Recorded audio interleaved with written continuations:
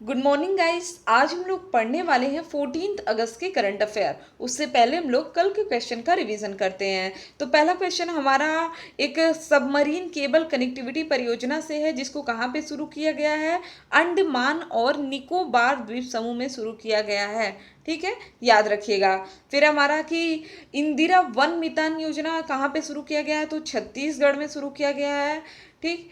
फिर हमारा भारतीय खाद्य सुरक्षा और मानक प्राधिकरण ने हाल ही में घोषणा किया है कि स्कूलों और शिक्षण संस्थानों के कितने मीटर के दायरे में जंक फूड या फिर जो अनहेल्दी फूड होते हैं उनकी बिक्री नहीं होनी चाहिए। तो 50 मीटर के दायरे में इसका एक मानक डिसाइड किया गया है। ठीक।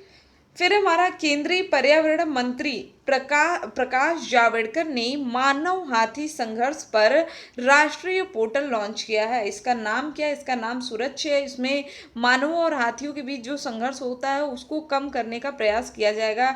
जैसे रेलवे फाटक खुले हैं तो हाथियां क्या करती हैं, उसको पार करने लगती है और उसी टाइम पे कोई रेल अगर आ जाती है तो उनकी डेथ हो जाती है। तो इसके लिए आपको मैंने पढ़ाया था, ऑपरेशन बी चलाया गया था, क्योंकि उनकी सुनने की कैपेसिटी अच्छी होती है। और मधुमक्खियाँ की ऑपरेशन बी में क्या है, मधुमक्खियों की आवाज़ लगाई जाएगी वहाँ पे जहाँ पे रेलवे ट्रैक ऐसे होंगे जो जंगल में है और जहाँ पे फाटक नहीं लगा है। ठीक। और क्योंकि जंगल में देखिए फाटक लगाना इतना पॉसिबल भी नहीं है कि हर जगह फाटक ही लगाया जाए। जहाँ पे कहीं रोड जाता है तो वहाँ पे फाटक लगा दिया जाता है, बाकी जगह नहीं लगता है। ठीक। तो अभी इसके लिए ऑपरेशन बी चलाया गया था कि अगर वो साउंड आएगा तो हाथी क्या करेंगे, फाटक के दूर से ही गुजर जाएंगे, अपना रास्ता बदल लेंगे। ठीक। फिर हमारा किस पड़ोसी देश ने भारतीय सैनिकों के लिए युद्ध स्मारक बनाने का ऐलान किया है? तो बांग्लादेश ने युद्ध स्मारक बनाने का ऐलान किया है। अगला क्वेश्चन है हमारा कि कौन सा देश कोरोना वैक्सीन रजिस्टर करने वाला पहला देश बन गया है? तो रशिया बन गया है इस वैक्सीन को रजिस्टर करने वाला पहला देश। फिर हमारा वर्ल्ड रेसलिंग इंटरटेनमेंट के दिग्गज रेसलर जेम्स कपाला हैरिस का 10 अगस्त को निधन हो गया। वो किस बीमारी से जूझ रहे थे? तो ये जूझ रहे थे कोरोना से। ठीक है। फिर हमारा मॉरिटानिया के प्रधानमंत्री कौन बने हैं? तो मोहम्मद ओल्ड बिलाल बने हैं मॉरिटानिया के प्रधानमंत्री। अगला क्वेश्चन हमारा नागासाकी दिवस से है, तो याद रखिएगा 6 अगस्त को लिटिल बॉय नाम का परमाणु बम फेंका गया था जापान के हिरोशिमा पे, तो वहाँ पे हिरोशिमा दिवस मनाया जाता है। 9 अगस्त को फैट मैन नाम का फेंका गया था। ठीक है, तो वो 9 अगस्त को मनाया जाता है नागासाकी दिवस, क्योंकि नागासाकी शहर पे फेंका गया था। ठीक। अगला हमारा हिंद महासागर में एक जहाज से तेल का रिसाव शुरू होने के बाद किस देश ने पर्यावरणीय आपातकाल की घोषणा कर दिया है? तो मॉरिशस ने पर्यावरणीय आपातकाल की घोषणा कर दिया है। नेक्स्ट है हमारा कि हाल ही में चर्चित शब्द सेरिस किससे संबंधित है? तो सेरिस ये किससे संबंधित है? ये एक बौना ग्रह है। सेरेस क्या है? एक बौना ग्रह है। तो याद रखिएगा राइट आंसर क्या होगा? Option number 2। अभी हम लोग इसके बारे में डिस्कस करेंगे। ठीक। तो ये किसके किसके बीच है? मंगल और बृहस्पति के बीच जो एस्टेरॉयड की बेल्ट है उसमें एक सबसे बड़ा पिंड है। ठीक। और ये क्या है? एक महासागरीय दुनिया है जिसमें इसकी सतह के नीचे नमकीन पानी का एक बड़ा भंडार पाया गया है। इस वजह से ये चर्चा में, मतलब पूरा सौर मंडल है तो क्या पूरा सौर मंडल याद करके रखोगे आप? नहीं, ऐसा कुछ नहीं है। जो भी इंपॉर्टेंट फैक्ट आपको पता चलते हैं आप मैक्सिमम उसको याद करके रखोगे। जैसे सेरस आज नहीं बना है, बहुत पहले से है, लेकिन अगर अभी खोज हुई है कि यहाँ पे बौना ग्रह है एक और इसके नीचे नमकीन पानी का बड़ा भंडार है, तो ये जानने वाली बात है। ठीक। तो इस वजह से ये एग्जाम पॉइंट ऑफ व्यू से इम्पोर्टेंट हो गया। अच्छा, यहाँ पे मंगल और बृहस्पति के बारे में थोड़ा सा देख लेते हैं। देखिए, मंगल ग्रह की अगर हम लोग बात करें तो इसे क्या कहते हैं? मार्स ग्रह कहते हैं। कौन सा? मार्स या फिर लाल ग्रह। आयरन ऑक्साइड के कारण यहाँ पे क्या है, इसका लाल दिखता है और इस वजह से इसको मार्स ग्रह कहते हैं। ठीक। आपको पता है अभी हाल ही में एक जो अपना मंगलयान गया था, पहले उसने इसके फोबोस या डीमोस में से किसी एक, आई थिंक फोबोस की तस्वीर भेजा है मंगलयान ने। ठीक। तो ये अभी करंट में आया था, लास्ट 10 या 15 डेज की ही बात है। ठीक। और यहाँ का सबसे ऊंचा ज्वालामुखी जो है उसका नाम क्या है? ओलंपस। ठीक है। तो ये ज्वालामुखी पर्वत है कहाँ पे? मंगल ग्रह पे है। ये काफ़ी इंपॉर्टेंट है जो कि एग्जाम में पूछा जाता है। ठीक। और उसी तरह अगर हम लोग बृहस्पति की बात करें तो सबको पता है बृहस्पति क्यों चर्चा में आया था, क्योंकि बृहस्पति के जो उपग्रह हैं इनकी संख्या कितनी हो चुकी है अब 79। तो ये एक टाइम था कि जब ये था कि बृहस्पति के उपग्रहों की संख्या सबसे ज़्यादा है, लेकिन उसी के कुछ महीने बाद ही शनि के उपग्रहों की संख्या की खोज की जाती है और यहाँ पे सीधे 20 उपग्रह खोजे जाते हैं शनि ग्रह के। तो वहाँ पे कितना हो जाता है, उपग्रहों की संख्या 82 हो जाती है। तो अब अगर आपसे एग्जाम में क्वेश्चन पूछता है कि निम्नलिखित में से कौन सा ग्रह है जिसके सबसे ज़्यादा उपग्रह है, तो वो क्या हो जाएगा, शनि। शनि के उपग्रह सबसे ज़्यादा हैं। ठीक है, इसको याद रखिएगा, ये इंपॉर्टेंट क्वेश्चन है। ठीक, चलिए अब सेरेस पे वापस लौट आते हैं। देखिए सेरेस का जो व्यास है वो कितना है, वो 950 किलोमीटर है सेरेस का व्यास। यहाँ चमकीले क्षेत्रों की उपस्थिति दर्ज की गई जो कि तरल पदार्थ के वाष्पीकरण के कारण छोड़े गए सॉल्ट क्रस्ट हैं। ठीक, यह तरल लगभग सतह के 25 मील बोले तो 40 किलोमीटर नीचे सैकड़ों मील चौड़े एक जलाशय में उत्पन्न हुआ, जिसके प्रभाव से खारे जल को निकलने का रास्ता मिल गया। ठीक, याद रखिएगा इसको। अगला है हमारा कि सुप्रीम कोर्ट ने किस अधिनियम का हवाला देते हुए बेटियों के समान उत्तराधिकार अधिकारों का फैसला सुनाया है। तो यहाँ पे हिंदू उत्तराधिकार अधिनियम 2005 राइट आंसर क्या हो जाएगा, ऑप्शन नंबर 3 हो जाएगा हमारा राइट आंसर। अच्छा, ये जो समानता का अधिकार है ये किस अनुच्छेद में है, तो ये है अनुच्छेद 14 में है।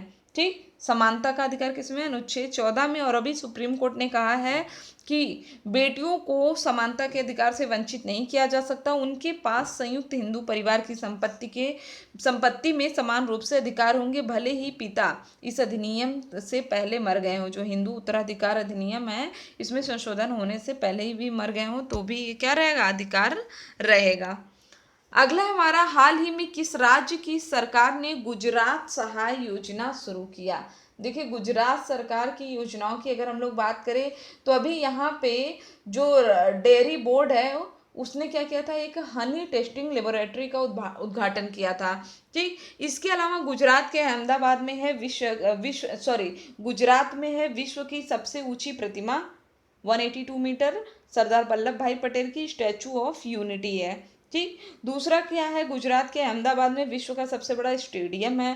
तीसरा, गुजरात के बड़ोदरा में विश्व भारत की पहली रेल यूनिवर्सिटी है। तो देखेंगे बहुत सारी चीज़ें हैं जो गुजरात में ही हैं अभी।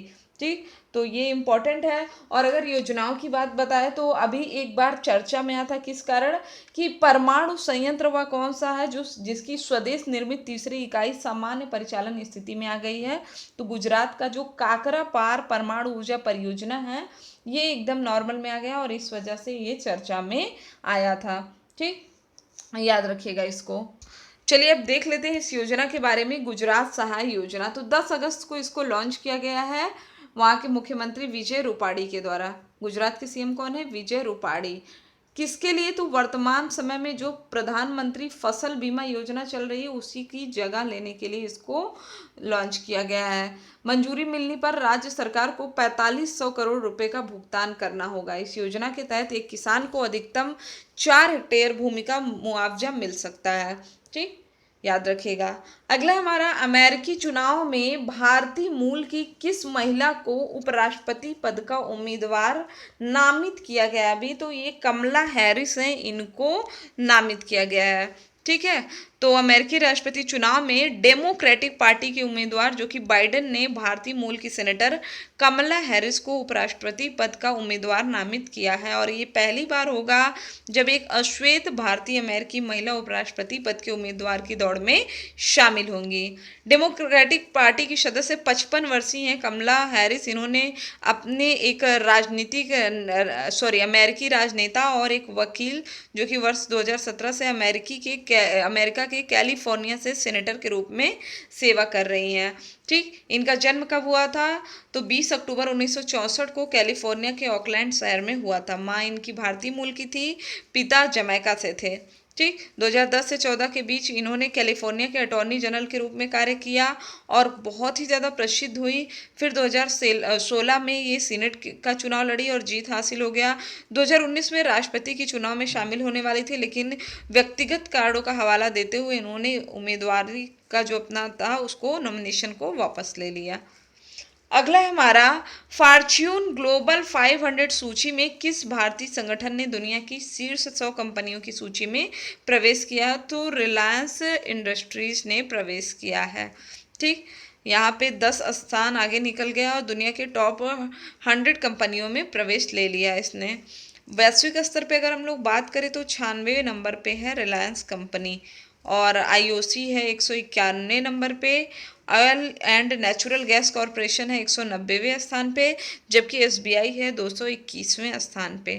ठीक है, तो ऐप आ चुका है। जिन लोगों ने अभी तक ऐप को इंस्टॉल नहीं किया है, ऐप को इंस्टॉल कर लेंगे। साथ ही साथ पूरी कोशिश है कि 15 अगस्त को ज्योग्राफी की नोट्स लॉन्च कर दिया जाए, तो जिन्हें भी ज़रूरत है वो ईजिली बाई कर सकते हैं ज्योग्राफी की नोट्स। आपको सभी classes free of cost YouTube पे पढ़ाई गई हैं। इसके अलावा हर चैप्टर का आपको टेस्ट भी मिल जाएगा, तो जिसको भी खरीदना है वो खरीद सकता है।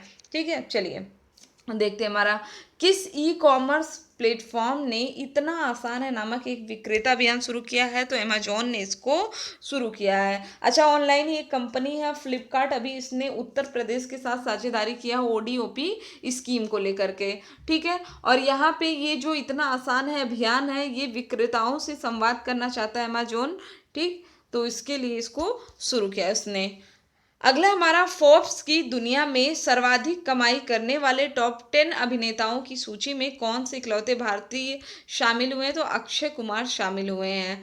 362 करोड़ रुपए, बोले तो 4.85 करोड़ डॉलर की कमाई के साथ अक्षय छठे नंबर पे हैं। इसके अलावा अगर हम लोग बात करें कि नंबर 1 पे कौन है, तो 654 करोड़ रुपए की कमाई के साथ ड्वेन जॉनसन शीर्ष पे हैं। फोर्ब्स ने ये भी बताया कि अधिकतर कमाई इनकी किसके द्वारा है? ब्रांड एंडोर्समेंट के द्वारा इनकी कमाई होती है। फिर हमारा, अंतर्राष्ट्रीय युवा दिवस कब मनाया जाता है? तो पहले तो बता दीजिए, राष्ट्रीय युवा दिवस कब मनाया जाता है? 12 जनवरी को मनाया जाता है। अंतर्राष्ट्रीय कब मनाया जाता है? 12 अगस्त को मनाया जाता है अंतर्राष्ट्रीय युवा दिवस। ठीक है, अच्छा, इसमें काफ़ी इंपॉर्टेंट मनाए गए, जैसे 12 को तो अंतर्राष्ट्रीय युवा दिवस मनाया जाता है, 10 को जैव ईंधन दिवस मनाया जाता है, 9 को नागासाकी दिवस मनाया जाता है, 8 को भारत छोड़ो आंदोलन की 78वीं वर्षगांठ मनाई गई है, 6 को मनाया गया हमारा हिरोशिमा दिवस मनाया गया है। ठीक है, तो इस तरह जो भी इम्पोर्टेंट दिवस हैं वो याद रखा करिए आप, काफ़ी इम्पोर्टेंट होता है। ठीक, अच्छा, 7 को भी हम लोगों ने भूल गया, 7 को राष्ट्रीय हथकरघा दिवस मनाया जाता है। ठीक, याद रखिएगा इसको। तो चलिए अब आते हैं टॉपिक पे, युवा दिवस पे ही वापस आ जाते हैं। 12 अगस्त को मनाया जाता है अंतर्राष्ट्रीय युवा दिवस। इसका उद्देश्य क्या है? युवाओं के मुद्दों पर समाज और सरकारों का ध्यान आकर्षित करना, और थीम क्या रखी गई है? Youth engagement for global action. यह दिवस देश के विकास में युवाओं की भूमिका पर केंद्रित है। युवाओं की आवाज़, उनके कार्य और पहलों को पहचान दिलाने का एक अवसर उपलब्ध कराता है। और अगर हम लोग भारत की बात करें तो भारत को तो युवाओं का देश कहा जाता है।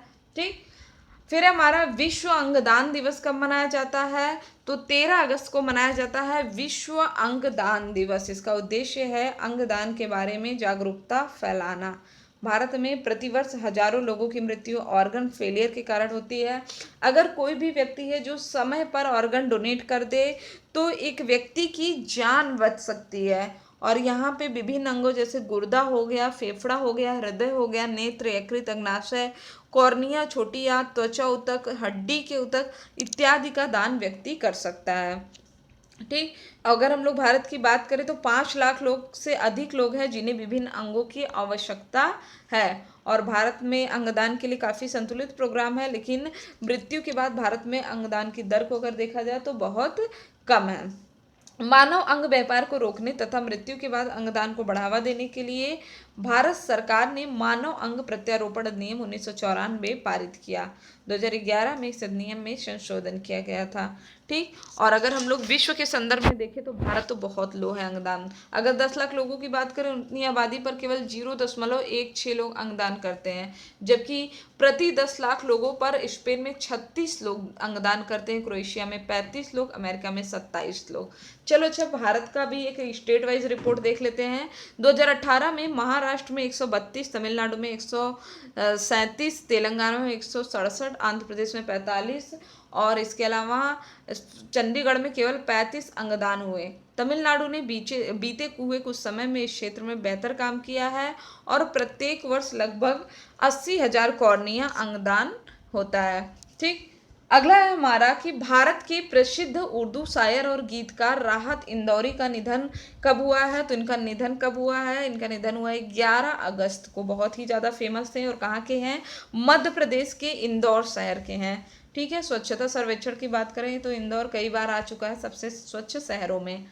तो 1 जनवरी 1950 को इनका जन्म हुआ था। 73 में इन्होंने स्नातक किया, 75 में इन्होंने परास्नातक किया और इसके बाद 85 में इन्होंने भोज विश्वविद्यालय से उर्दू में मुशायरा विषय पर पीएचडी किया। शेरो शायरी के लिए राहत इंदौरी को बहुत से ही अवार्ड मिले जिसमें नेशनल और इंटरनेशनल दोनों अवार्ड शामिल हैं। ठीक। इन्हें हिंदी फिल्म उद्योग में एक लोकप्रिय गीतकार के रूप में भी जाना जाता है। तो आज के लिए बस इतना ही। वीडियो अच्छा लगे तो चैनल को सब्सक्राइब करें, शेयर करें और लाइक करना ना भूलें। डेली अपडेट्स पाने के लिए बेल आइकन पर जरूर क्लिक करें। Thank you friends, thank you so much.